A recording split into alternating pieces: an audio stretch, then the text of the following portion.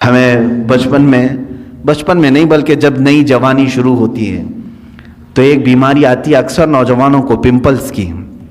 خاص طور پر حکماں جو ہیں علاج اس کا سب سے بہترین علاج یہی بتاتے ہیں کہ اس کو ہاتھ نہ لگاؤ، بس اسے ناخن نہ لگاؤ، اس کو پھوڑو مت، اس لیے کہ وہ دھبا پیدا کر دیتا ہے. تمہیں بے قراری ہو رہی ہے اور جب تک اس کو نہ نکالوں، حالانکہ وہ بہت خراب تو نہیں لگتا لیکن تمہیں خراب لگنے لگتا ہے. یہ سائیکالوجی ہے. اس کو پھوڑ دیتا ہے، کھینچ کے نکال دیتا ہے. کچھ لوگوں کو تو میں نے دیکھا بلیڈ سے کاٹتے ہوئے، زخم تو کر لیا لیکن وہ ہمیشہ کے لیے اس پہ داغ رہ گیا. اب اس داغ کو ختم کرنے کے لیے پتہ نہیں کتنے کریم لگاتا ہے. پھر اس کو لیپا پوتی کی جاتی ہے. گناہوں کے ایسے ہی معاملات ہیں. جنہوں نے جوانی میں لطف اٹھائے، لذتیں اٹھائی، اپنے ہاتھوں سے گناہ کیے، اپنے شرمگاہ سے گناہ کیے، اپنی آنکھوں سے گناہ کیے، اپنے زبان سے کیے، چند دنوں کے بعد یہ گناہوں کے دھبے اس طرح سے ہوتے ہیں کہ اللہ رب العزت کی نظر رحمت اس کی طرف نہیں ہوتی ہے، اس کی دعائیں بار اجابت سے نہیں ٹکراتی. یہ تمام معاملات اس کے اپنے کیے ہوئے ہوتے ہیں. اسی لیے قرآن کہتا ہے ما اصابکم من مصیبت فبما کسبت ایدیکم، جو کچھ بھی مصیبتیں تم پر آتی ہیں یہ تمہارے اپنے ہاتھوں کی کمائی ہے، تم نے اپنے ہاتھوں سے کیا ہے. عزیزان گرامی وقار، اب قلب کے سکون کے لیے تھوڑا سٹرگل تو کرنا ہوگا، تھوڑا سٹرگل کرنا ہوگا. اولیاء کاملین نے جو مقامات حاصل کیے، آپ کرامات تو ان کے سنتے بھی ہیں، بیان بھی کرتے ہیں، کیا پہنچے ہوئے ولی تھے، لیکن کبھی سوچا آپ نے وہ پہنچے کس طرح سے تھے؟ ان کی ٹھوکروں میں مردوں کا زندہ کرنا اللہ نے رکھ دیا. ان کو طاقت و قوت اتنی عطا کی کہ اللہ رب العزت نے ان کے لیے پوری کائنات کشادہ کر دی کہ میرے بندے تو جہاں چاہے جس طرح چاہے زندگی گزار، جو تجھے چاہے وہ حاصل کر لے. یہ کب ہوتا ہے ان کا مقام؟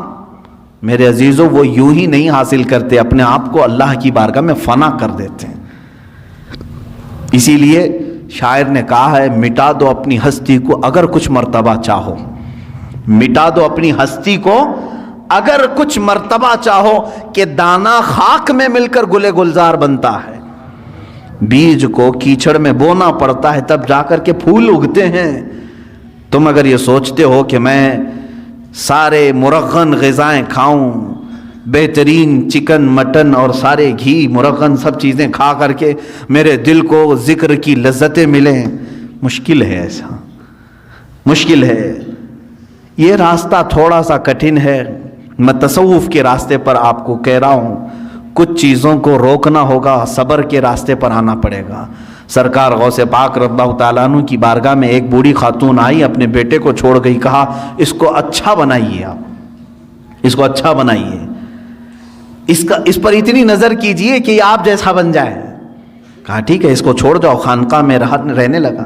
چند دنوں کے بعد وہ خاتون آئی، دیکھا سرکار غوث پاک رضی اللہ تعالیٰ عنہ گوشت اور روٹی کھا رہے تھے اور اس بچے کو سوکھی ہوئی روٹی دے کر کونے میں بٹھائے تھے. وہ پانی میں بھگو کر نرم کر کے کھا رہا تھا، اس کے گلے میں چبھ رہی تھی روٹیاں.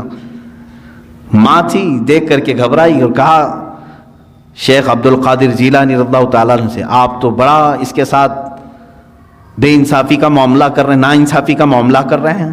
خود تو آپ گوشت اور روٹی کھا رہے ہیں اور میرے بچے کو سوکھی روٹی جو حلق سے اتر نہیں رہی. آپ نے پورا دسترخوان سے جو کچھ بھی تھا کھانے کے بعد اس خاتون کو جواب زبان سے نہیں دیا. وہ جو ہڈیاں جمع تھی سب کو جمع کیا اور اس پر ہاتھ رکھ کر کے کہا قم باذن اللہ، اللہ کے حکم سے اٹھ جا. تو وہ جو مرغی ذبح تھی وہ پھر سے زندہ ہوئی. بعض اولیاء کاملین کو یہ تصرف دیا گیا ہے. وہ مرغ زندہ ہوا. آپ نے اس خاتون سے کہا کہ اے خاتون، جب تیرا بیٹا بھی اس لائق بن جائے تو اسے بھی میں ایسے ہی کھلاؤں گا.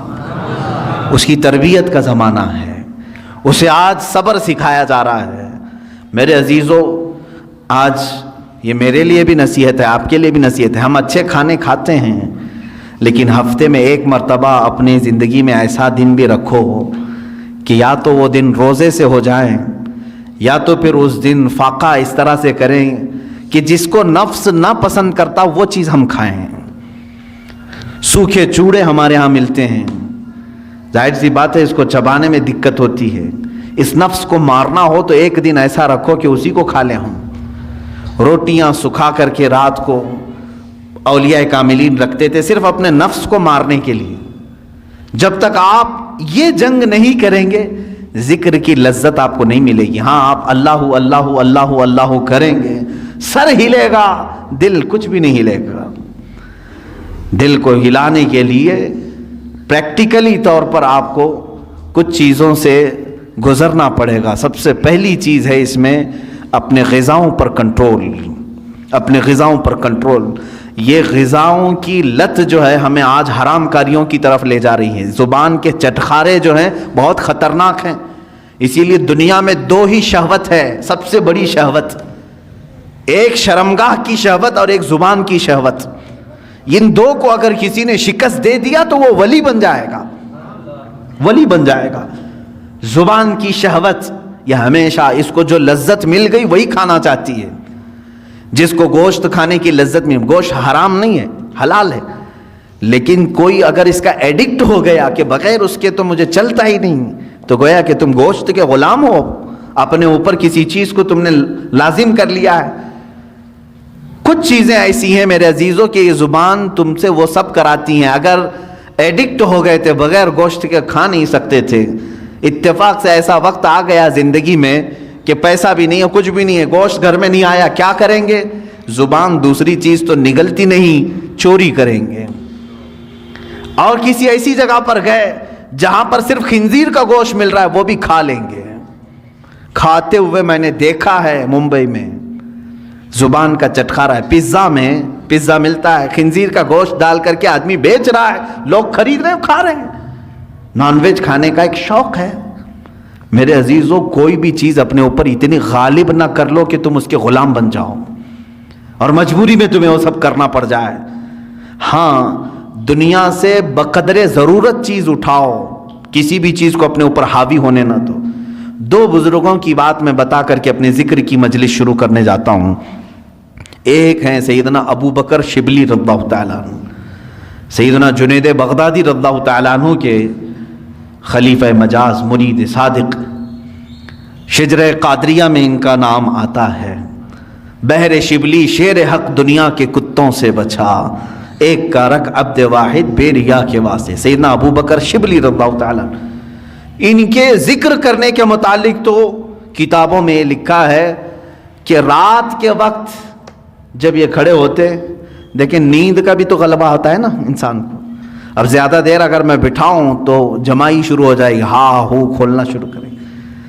کھانا جب زیادہ ہو جاتا ہے تو نیند کا غلبہ بھی آیا, اور یہ نیند بھی اللہ رب العزت کی یاد سے غافل کرنے والی چیزوں میں سے ہے. خشوع و خضوع نہیں رہے گا, اطمینان قلب نہیں رہے گا. یا تو مجبوری میں بیٹھے گا, یا تو تماشا دیکھنے کے لیے بیٹھے گا, یا تو صرف نام گنانے کے لیے بیٹھے رہے گا. جو اس کا قلب کا حضور ہے, حاضری, وہ نہیں ہو پائے گی. نیند کا غلبہ آیا. حضرت ابو بکر شبلی رحمۃ اللہ تعالی علیہ سلسلہ قادریہ کے مشہور بزرگ ہیں.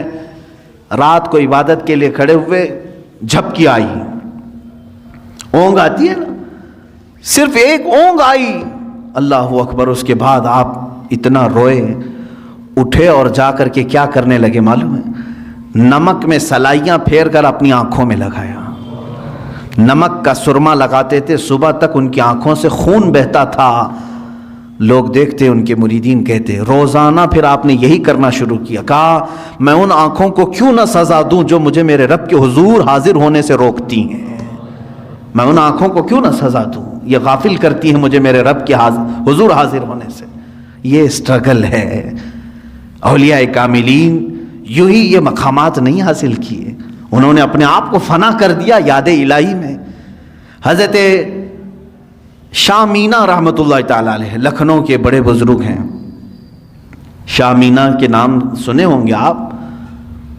یہ لکھنؤ میں آج بھی ان کا مزار مرجع خلائق ہے. ان کی سیرت میں نے پڑھا, رات کو یہ عبادت کے لیے کھڑے ہوتے اگر ذکر کے لیے تو یوں نہیں, نرم قالین ہے, اے سی لگی ہوئی ہے, پنکھے چل رہے ہیں, ماربل کی دیواریں ہیں, ہم آرام سے بیٹھ کر کے اللہ کا ذکر کریں, آرام سے بیٹھ کر کے ہم تقریریں سنیں. نہیں, حضرت شاہ مینا رحمۃ اللہ تعالی علیہ دیوار پر दीवार इतनी ऊंची दीवार होती कि तकरीबन 10 फीट की दीवार, 10 फीट के ऊपर दीवार पर खड़े हो जाते थे। इतनी जगह होती कि उनके 2 कदम रखे जा सकते थे उस दीवार पर, बाकी कुछ भी नहीं, न पकड़ने के लिए कोई चीज होती, कुछ भी नहीं। उसी हालत में खड़े होते। लोग कहते जमीन पर पड़े, कहते हैं कहीं मुझे जमीन पर पड़ते पड़ते सुस्ती आ गई, काहिली आ गई, तो मैं डरता हूं कि मेरे रब की तौहीन ना हो जाए। मैं दीवार पर इसलिए खड़ा होता हूं कि अगर मेरे जिस्म को सुस्ती आ भी गई तो सजा मिल जाएगी, दीवार से धड़ाम से गिरूंगा, जिस्म को जो सजा मिलनी वो मिल जाएगी। दीवार पर ऐसे खड़े होते थे, ऐसे खड़े होते कि पकड़ने के लिए कोई चीज वहां पर नहीं होती। जाहिर सी बात है बिल्कुल अलर्ट आदमी रहेगा इस तरह से। अज़ीज़ान इकराम वक़ार, उन औलिया कामिलीन की इबादतों को हम नहीं पहुंच सकते, लेकिन ये वाक़यात हम इसलिए सुनाते हैं कि उसका एक उशर अशीर, एक ज़र्रा तो हमारी ज़िंदगी में आ सके। हम अगर गौसियत के मकाम को नहीं हासिल कर सकते तो उनकी इबादत, उनकी रियाज़ात का कुछ हिस्सा तो हासिल कर सकें, कुछ चीज़ें हमारी ज़िंदगी में तो आ जाएं।